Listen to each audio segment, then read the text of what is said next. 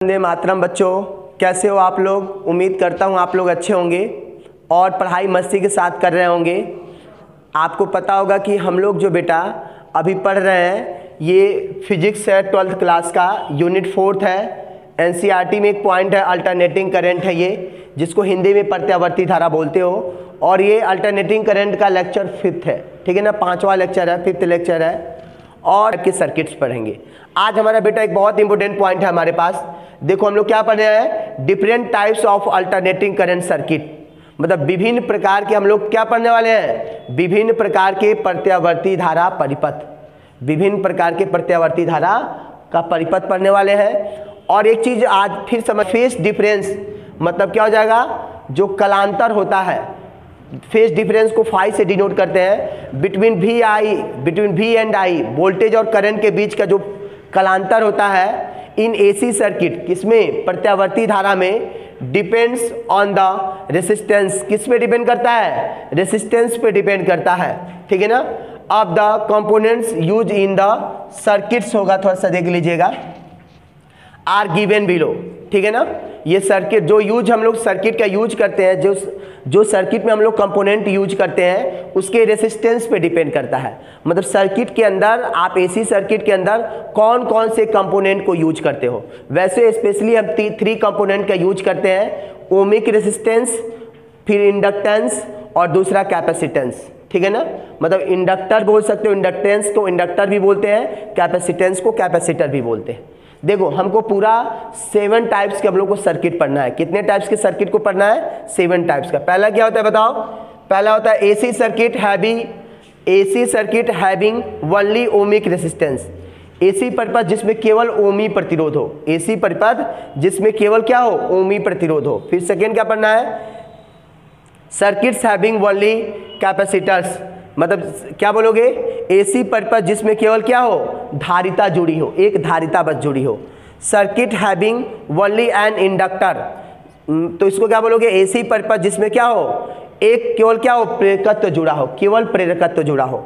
ये देखो ये तो इतना इंपॉर्टेंट नहीं है, बट इसको भी हम अच्छे से समझेंगे। फिर हमको पढ़ना है बेटा circuit having pure resistance and capacitance. मतलब बोलोगे एसी सर्किट जिसमें रेसिस्टेंस एंड कैपेसिटेंस ऐड हो, मतलब जिसमें प्रतिरोध और क्या हो, धारिता जुड़ी हो। इसको याद करिएगा, रेसिस्टेंस को एल से डिनोट करते हैं, कैपेसिटेंस को सी से डिनोट करते हैं। तो शॉर्ट में पूछ देता है एलसी सर्किट, ठीक है ना। फिर क्या बोलोगे, circuit having pure resistor and an inductor. मतलब सर्किट, एसी सर्किट जिसके पास क्या हो, प्रतिरोध और प्रेरकत्व जुड़े हों, प्रतिरोध और प्रेरकत्व जुड़े हों। प्रतिरोध को किससे डिनोट करते हैं, आर से, और प्रेरकत्व को एल से। तो क्या बोलोगे, रेसिस्टर को आप लोग जानते हो आर से डिनोट करते हैं, इंडक्टर को आप लोग जानते हो एल से डिनोट करते हैं। तो इसको क्या बोलोगे, आरएल सर्किट बोलोगे। फिर क्या बोलोगे, एसी सर्किट हैविंग क्या बोलोगे, इंडक्टर एंड कैपेसिटेंस। मतलब क्या बोलोगे, प्रत्यावर्ती धारा जिसमें क्या हो, प्रेरकत्व और धारिता दोनों जुड़े हों। तो प्रेरकत्व और धारिता जोड़ेंगे तो इंडक्टर को एल से डिनोट करते हैं, कैपेसिटेंस को सी से डिनोट करते हैं। तो बेटा इसको क्या बोलते हो आप, एलसी सर्किट बोलते हो, ठीक है ना। फिर अपने पास लास्ट जो बचता है, circuit having pure resistance, capacitance and inductance. मतलब देखो हमारे पास हम किसी भी एसी सर्किट में 3 ही चीज़ों को ऐड करते हैं, रेसिस्टर, कैपेसिटर एंड इंडक्टर। और ये तीनों चीज़ जो ऐड होते हैं ना बेटा, इसी को आप LCR, क्यों, क्योंकि आप लोग जानते हो इंडक्टर को L डिनोट करते हैं, कैपेसिटर को C से डिनोट करते हैं और रेसिस्टर को R से डिनोट करते हैं। तो ये पूछता है LCR circuit, what mean by LCR circuit. जानते हो बेटा ये जो दोनों पॉइंट है, ठीक है ना, ये क्या है, एलसी सर्किट और एलसीआर सर्किट वेरी मोस्ट है। ये बार बार पेपर में रिपीटिंग होता है और ये बहुत इंपॉर्टेंट, मतलब ये कई बार पेपर में भी इससे क्वेश्चंस आते हैं, नीट में, जेई में फिजिक्स से रिलेटेड इससे क्वेश्चन आते हैं। तो आइए देखते हैं आज हमारा जो पहला पॉइंट होगा, सर्किट हैविंग ओनली, क्या होगा, circuit having only ohmic resistance. मतलब एसी परिपथ जिसमें केवल ओमी प्रतिरोध जुड़ा होगा। क्या होगा, ओमी प्रतिरोध जुड़ा होगा। देखो मैंने एक चीज और बता दिया बेटा कि जब कोई एसी सर्किट होता है उसके बीच का जो वोल्टेज और करंट, जैसे हमारे पास जो घर में धारा आती है ना, तो उसमें करंट और वोल्टेज होती है, दोनों के बीच फेज डिफरेंस होता है और उसको फिजिक्स में फाई से डिनोट करते हैं। तो किस पे डिपेंड करता है, डिपेंड्स ऑन द रेसिस्टेंस, ठीक है ना, of the components use in the circuit. मतलब ये उस कंपोनेंट पे डिपेंड करता है, उस घटक पे डिपेंड करता है जो परिपथ में यूज होते हैं, रेसिस्टर को बनाने में यूज होते हैं। और ये अपने पास जो होता है फिजिक्स में 3 ही प्रकार के रेसिस्टर यूज होते हैं। पहला क्या बोलते हो, रेसिस्टर बोलते हो, दूसरा कैपेसिटेंस बोलते हो और तीसरा इंडक्टर बोलते हो। ये 3 ही होंगे और इनके बारे में हम एक एक करके पढ़ेंगे और मस्ती में पढ़ेंगे, मजा आएगा कि पढ़ाई कैसे करनी है। आइए देखते हैं पहला पॉइंट कैसे करना है। देखिए बेटा, आज पहला पॉइंट है अपना AC circuit containing only 1 ohmic resistance. देखिएगा ओनली 1 है, ओनली 1 ओमिक रेसिस्टेंस। क्या लिखोगे, एसी परिपथ जिसमें केवल ओमी प्रतिरोध जुड़ा हो। इसमें केवल एक ओमी प्रतिरोध जुड़ा होगा, रेसिस्टेंस जुड़ा होगा, ठीक है ना। तो देखो कभी भी आप एक चीज को रिमेंबर रखना बेटा, ये जितने भी डायग्राम्स हैं तो एसी सर्किट अप्रॉक्स एक ही तरह से बनते हैं सभी में। कैसे बनाया जाता है, बहुत बेसिक सा बात है, कुछ इस तरह से बनाया जाता है एसी सर्किट। ये जितने भी डायग्राम्स हैं यहाँ पे ऐसा एक पॉइंट दिया जाता है। ये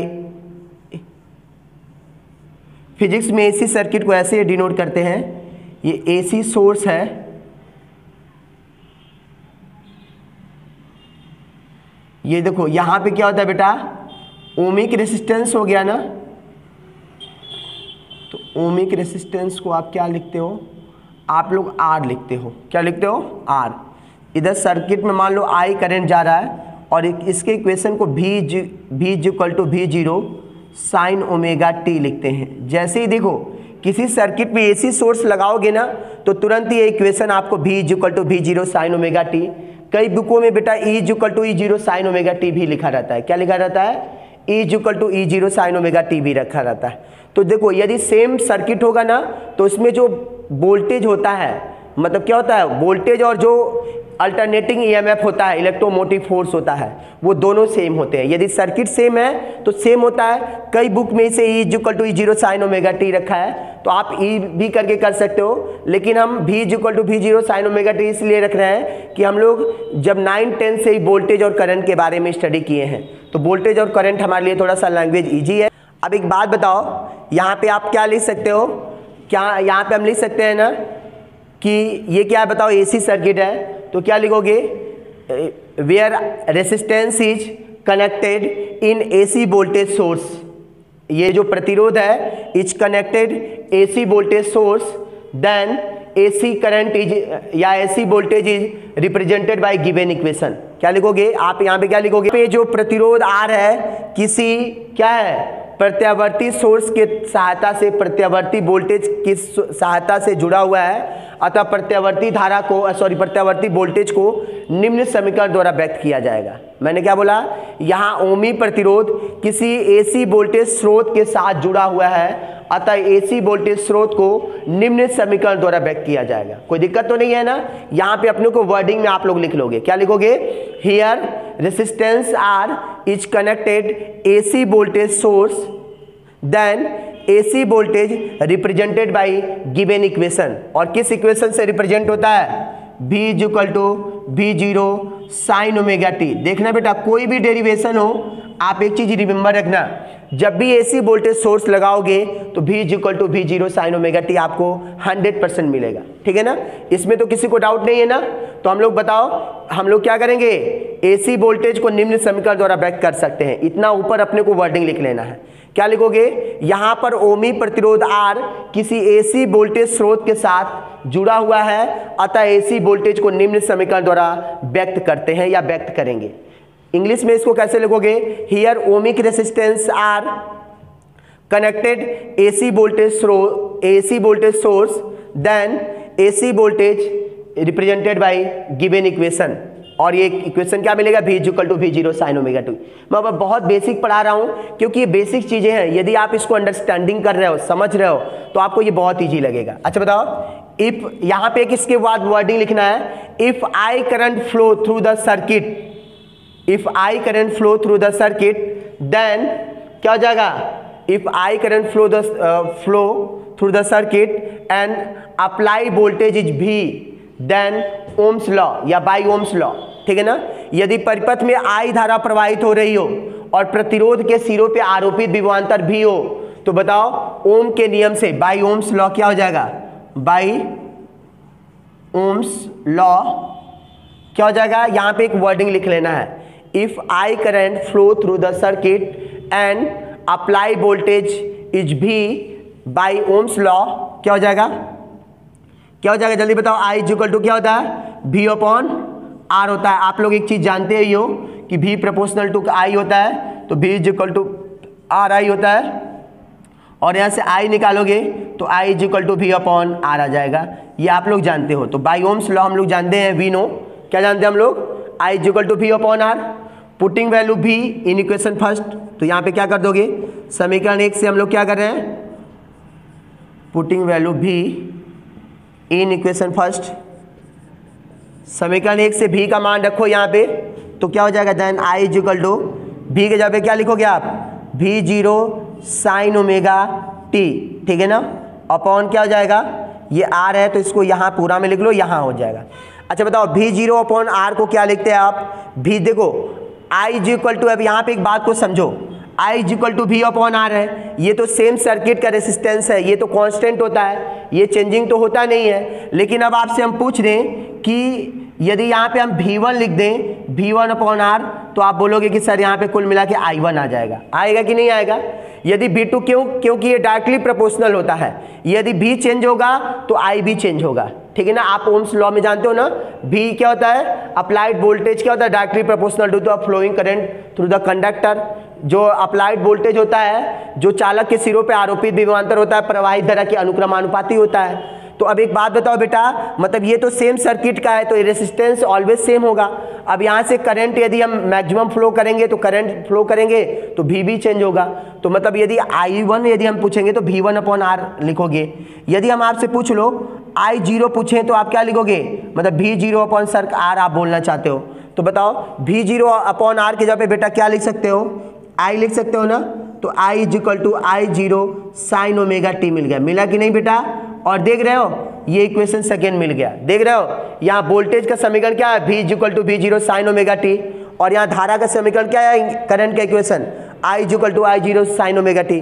दोनों इक्वेशन सिमिलर हैं, दोनों इक्वेशन सिमिलर हैं, दोनों समीकरण समान हैं। अतः क्या बोलोगे, हैंस क्या बोलोगे, हैंस क्या बोलोगे, अतः क्या बोलोगे, यहाँ V and I are same phase, मतलब यहाँ पे जो वोल्टेज और जो करंट होता है दोनों समान कला में है। क्यों है बेटा, क्योंकि दोनों का इक्वेशन सिमिलर आ रहा है, ठीक है ना। और एक चीज ध्यान देना, V और I जब सेम फेस में होते हैं तो इस समय जो मान लो इस पे जो वोल्टेज है, ठीक है ना, वो क्या होता है, फ्लोइंग करंट के डायरेक्शन में होता है। मतलब यहाँ जो वोल्टेज है ना, मतलब इसको बोलो इस ओमिक रेसिस्टेंस का जो वोल्टेज VR है वो फ्लोइंग करंट के क्या होता है, डायरेक्शन में होता है। आगे चल के हम लोग इसको पढ़ने वाले हैं। तो बेटा ये बहुत इजीली सा डेरिवेशन था, सिंपल डेरिवेशन था, हम लोगों ने इसको किया। और एक बार देखिए बेटा, सेकेंड पॉइंट हम लोग पढ़ने वाले हैं। सेकेंड पॉइंट क्या है अपने पास, AC circuit containing only capacitance, AC purpose जिसमें केवल धारिता जुड़ी है। देखो कैपेसिटेंस को, धारिता को हम लोग दो इक्वल साइन ऐसे पैरेलल साइन होते हैं, इससे सिंबल से डिनोट करते हैं। और AC वोल्टेज सोर्स ऑलवेज यही होता है, ठीक है ना। AC जो सोर्स है वो ऑलवेज यही होता है, और इसका equation always V is equal to V0 sine होता है। ये AC सोर्स का ये सिंबल होता है। अब बताओ यहाँ पे क्या लिखोगे, क्या लिखोगे, हियर कैपेसिटेंस C या here capacitor C is connected AC voltage source, then AC voltage source are represented by given equation, ठीक है ना। यहाँ पे एक वर्डिंग लिख लेना अपने को, अभी मैं लिख दे रहा हूँ समझ जाओगे। आप लोग क्या लिखोगे, यहाँ जो धारिता C है वो क्या है, किसी AC स्रोत के साथ जुड़ी है, अतः AC वोल्टेज को या AC स्रोत को निम्न समीकरण द्वारा व्यक्त किया जा सकता है, ठीक है ना। हिंदी में ऐसे लिख लेना है, क्या लिखना है, यहाँ जो कैपेसिटेंस, यहाँ जो धारिता C है किसी AC स्रोत के साथ जुड़ी है, अतः AC स्रोत को निम्न समीकरण द्वारा व्यक्त किया जा सकता है। देखो कैसे लिखेंगे, देखो बेटा मैंने बोला ना, here the plate of capacitor C is connected AC voltage source, ठीक है ना। The AC voltage source is represented by given equation. मैंने क्या, आप लोग अच्छे से इसको लिख लोगे, मैंने इसको कई बार रिपीट कर दिया है, अच्छे समझिए।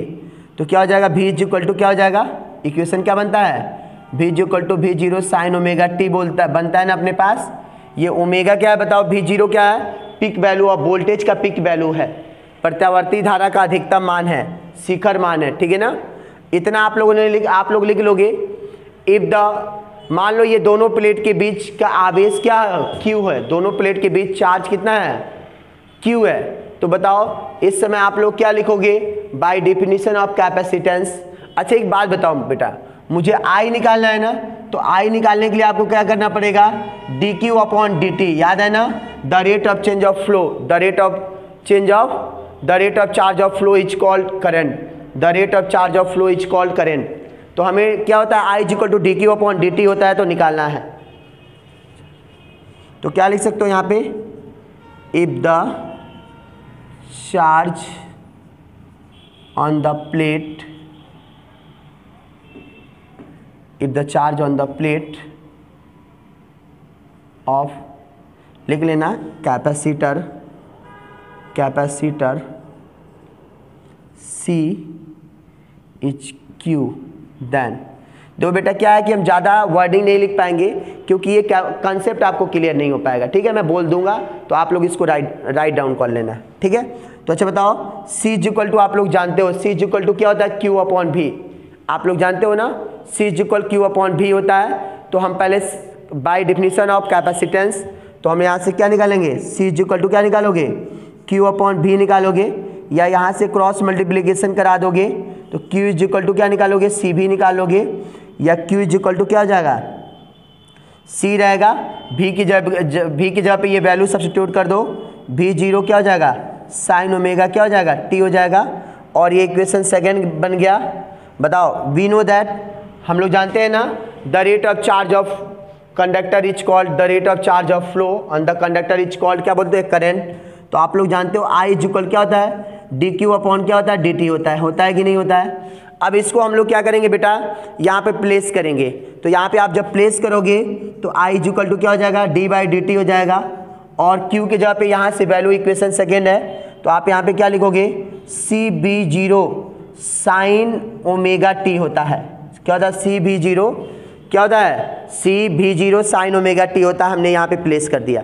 बेटा एक बात जानते हो, बहुत बच्चों को ये प्रॉब्लम होता है इसको डिफरेंशिएशन को करने में, औकलन को करने में। मैं आपसे आज बताऊं, औकलन और डिफरेंशिएशन इतना इजी है कि एक बार यदि हम लोग उसको कंसेप्ट करके अंडरस्टैंड कर लें तो कभी भूलता नहीं है। देखो ये किसके रिस्पेक्ट में डिफरेंशिएट हो रहा है, स्मॉल टी के रिस्पेक्ट में। किसके सापेक्ष औकलन हो रहा है, स्मॉल टी के रिस्पेक्ट में। जिसमें स्मॉल टी है वो जाके वेरिएबल हो जाएगा, और जिसमें स्मॉल टी नहीं है वो जाके कांस्टेंट हो जाएगा। क्या हो जाएगा, जिसके अंदर स्मॉल टी नहीं है, फंक्शन में यदि स्मॉल टी नहीं है वो कांस्टेंट हो जाएगा। और जब डिफरेंशिएशन करते हैं तो कांस्टेंट को बाहर निकालते हैं। क्या करते हैं, कांस्टेंट को बाहर निकालते हैं। तो बताओ बेटा ये आप क्या लिखोगे, I इक्वल टू क्या बाहर आएगा, CB0 बाहर आ जाएगा, और d बाई dt हो जाएगा, और क्या हो जाएगा बताओ, साइन ओमेगा टी हो जाएगा। ठीक है ना, कोई दिक्कत है, ये कांस्टेंट है तो बाहर निकाल लिया, तो d बाई dt और साइन ओमेगा टी बच गया। अब एक बात बताओ, आप लोग बहुत अच्छे से पढ़े हो, साइन ओमेगा टी बताओ CB0 हो गया, CB0 हो गया, और ये बताओ साइन ओमेगा टी का क्या होता है बेटा, साइन ओमेगा टी का होता है बेटा cos omega T into omega होता है। क्या होता है इसका डिफरेंशिएशन, यदि आपसे कोई पूछेगा d बाई डी एक्स, ठीक है ना, या d बाई डी टी ही लिखो, कॉस ओमेगा टी का तो क्या लिखोगे, sign omega T into omega हो जाएगा। इसको थोड़ा रिमेंबर रख लेना, ठीक है। तो अब बताओ ये ओमेगा पहले आ जाएगा ना बेटा, तो I इक्वल टू क्या मिलेगा, क्या मिलेगा, CB0 ओमेगा, और क्या हो जाएगा, कॉस ओमेगा टी हो जाएगा। बेटा जानते हो इस इक्वेशन में हम लोग इसको क्या मान लेते हैं, इसको I मान लेते हैं, इसको I इक्वल टू I0 हो गया और कॉस ओमेगा टी हो जाएगा। ठीक है, ये इक्वेशन क्या हो गया बेटा, थर्ड हो गया।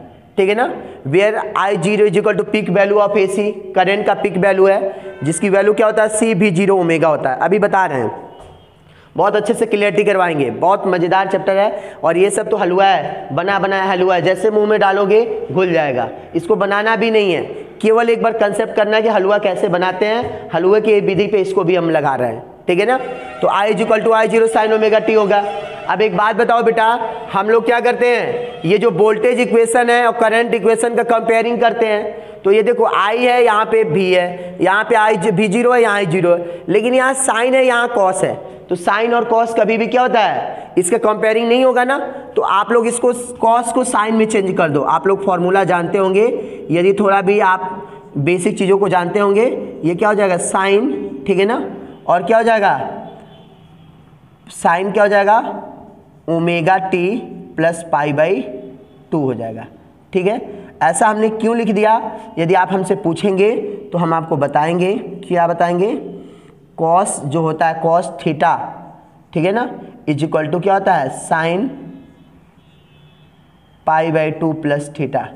मतलब sine pi by 2 plus theta जो होता है किसके बराबर होता है, कॉस थीटा, या कॉस थीटा के जगह पे साइन बाई पाई बाई 2। तो देखो थीटा के जगह पे ओमेगा टी है तो ओमेगा टी रख दिया, और पाई बाई 2 है, इसको पहले लिख लो चाहे बाद में लिखो, इससे कोई अंतर नहीं पड़ता, प्लस में है तो, ठीक है। तो ये फॉर्मूला अपना बन गया, ठीक है ना। अब एक बात बताओ, इसको इक्वेशन आप लोगों ने क्या मान लिया, फोर्थ मान लिया, ठीक है, फोर्थ मान लिया ना। अब इक्वेशन फर्स्ट और फोर्थ का कंपेयरिंग करो, फ्रॉम इक्वेशन समीकरण 1 और from equation first and equation 4, it is clear that, अच्छा बताओ यहाँ से क्या क्लियर है, यहाँ से क्लियर है ना, आपको साफ दिखाई दे रहा है कि जो वोल्टेज है, ये वोल्टेज का equation V equal to V0 sine omega T, ये पीछे चल रहा है, किससे, करंट से। कितना पीछे चल रहा है, पाई बाई 2। देखो ये दोनों इक्वेशन को मैचिंग करो, तो ओमेगा टी है, ओमेगा टी ये क्या ज़्यादा है, पाई बाई 2 प्लस है, तो आप क्या बोलोगे, इट इज क्लियर दैट, यहाँ पे क्या है, I is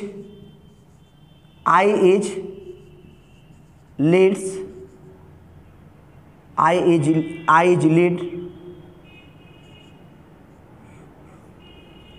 from V in pi by 2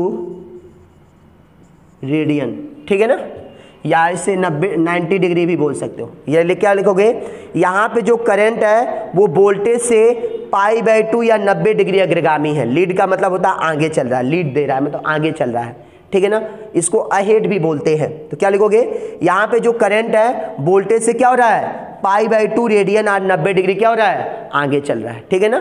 तो आप लोग इतना बता दोगे कि जब बताओ क्या हो, जब सर्किट में क्या हो, ओनली वन कैपेसिटेंस हो, तो उस समय जो क्या होता है, करंट होता है वो वोल्टेज से क्या होता है, लीड देता है। करंट जो होता है वोल्टेज को लीड देता है, और कितना, पाई बाई 2 देता है। ये आपको बताना पड़ेगा। अच्छा एक और इक्वेशन है बेटा, उसको बता दो आप लोगों ने I0 किसको माना था, where I0 is equal to क्या है बताओ, पिक वैल्यू ऑफ AC का क्या है, अधिकतम मान है। अच्छा बताओ I0 बराबर आप किसको माने हो, देखो I0 आप किसको माने हो, यहाँ पे CV0 ओमेगा को माने हो, CV0 ओमेगा को माने हो, तो CV0 ओमेगा आपने ले लिया। अब बताओ यहाँ पे ला दो, तो I0 और इसको इधर ला दो, तो V0 इज इक्वल टू क्या हो जाएगा, CV हो जाएगा, कुछ सॉरी CV नहीं होगा, C ओमेगा हो जाएगा, कुछ नहीं तो अपॉन में 1 है। अब बेटा इसको यदि इन्वर्सली लिखा जाए, इसको पलट दिया जाए, व्युत्क्रम लिखा जाए, तो V0 अपॉन I0। अच्छा बताओ अब V0 अपॉन I0 को आप क्या लिखोगे, 1 अपॉन ओमेगा C लिखोगे। क्या लिखोगे, 1 अपॉन ओमेगा C लिखोगे कि नहीं। अब ये जो V0 upon I0 is equal to 1 upon omega C आ गया, इसकी जो कंपेयरिंग हो गया, इक्वेशन फिफ्थ की कंपेयरिंग हम इक्वेशन फिफ्थ की कंपेयरिंग हम Ohm's law V upon I बराबर R से करेंगे, V अपॉन I बराबर R से करेंगे। तो ये मान लो अप्रॉक्स कैंसिल हो गया, तो हमारे पास क्या बचा, R is equal to 1 upon omega C। जो ये क्वांटिटी 1 अपॉन ओमेगा C आती है ना, यही ये सर्किट के क्या कहलाती है, रेसिस्टेंस कहलाती है, जिसे क्या बोलते हैं हम, क्या बोलते हैं, इसको बोलते हैं इंडक्टिव रिएक्टेंस बोलते हैं। क्या बोलते हैं इसको, इंडक्टिव रिएक्टेंस बोलते हैं। और बताओ इंडक्टिव रिएक्टेंस को किससे डिनोट करते हैं, एक्सी से डिनोट करते हैं। और इसी को जब बोलते हैं तो ये कैंसिल हो गया, तो R इज इक्वल टू ये जो सर्किट का रेसिस्टेंस है, इसी को क्या बोलते हैं, इंडक्टिव रिएक्टेंस।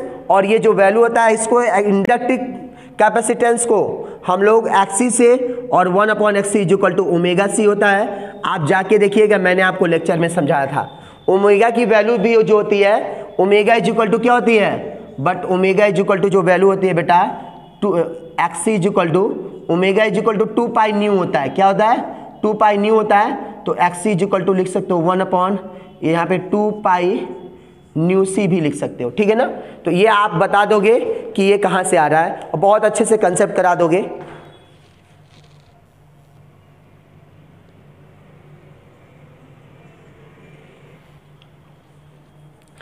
देखिए बेटा एक बार बार क्वेश्चन आता है, ये चीज़ हमको यहाँ से समझना है, ये पॉइंट हमको यहाँ से ये अभी मैं ये चूंकि मेरा वीडियो थोड़ा सा लॉन्ग हो गया है इसीलिए हम लोग सोचे कि इसको ज़्यादा लॉन्ग ना करें।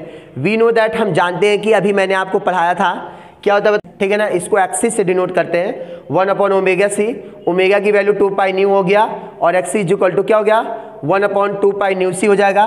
देखो यहाँ पे देख रहे हो कैपेसिटिव जो रिएक्टेंस होता है, ठीक है ना, is inversely proportional to the frequency of the AC circuit. ये क्या होता है, जो ये रिएक्टिव क्या होता है कैपेसिटिव रिएक्टेंस होता है, ये क्या होता है एसी सर्किट के फ्रीक्वेंसी के क्या होता है इनवर्सली प्रोपोर्शनल होता है।